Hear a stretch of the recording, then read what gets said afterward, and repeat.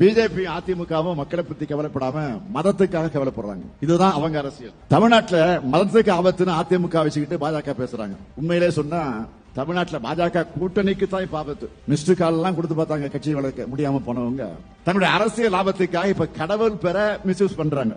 இவங்களோட போலி பக்திய அரசியல் நாடகத்தை இங்க யாரும் ஏற்க மாட்டாங்க. இது தமிழ்நாடு. தந்தை பெரியார் உருவாக்கிய மண், அண்ணா வளர்த்த மண், கலைஞர் அவர்கள் இதை மீட்ட மண். கடந்த 4 ஆண்டு காலத்தில் தமிழ்நாடு வரலாற்றில் அளவுக்கு 3000 கோயில்களுக்கு குடமுழுக்கு நடத்தி இருக்கிறோம்.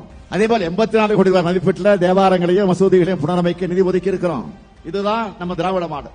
இதையெல்லாம் பார்த்துத்தான் மதவாத அரசியல் பண்றவங்களுக்கு பத்திக்கிட்டு எரியுது. அதனால இப்ப மதத்தை வச்சு அரசியல் செய்யலாம்னு பார்த்தா அங்கேயே திமுக ஸ்கோர் பண்ணிட்டாங்களே, இன்றைக்கு கதறிட்டு இருக்காங்க. இந்த மண் தந்தை பெரியார் பண்படுத்தி இருக்கக்கூடிய மண், பேரறிஞர் அண்ணாவால் மேன்மைப்படுத்தப்பட்டிருக்கக்கூடிய மண், தலைவர் கலைஞர் அவர்களால் வளர்க்கப்பட்டிருக்கக்கூடிய மண்.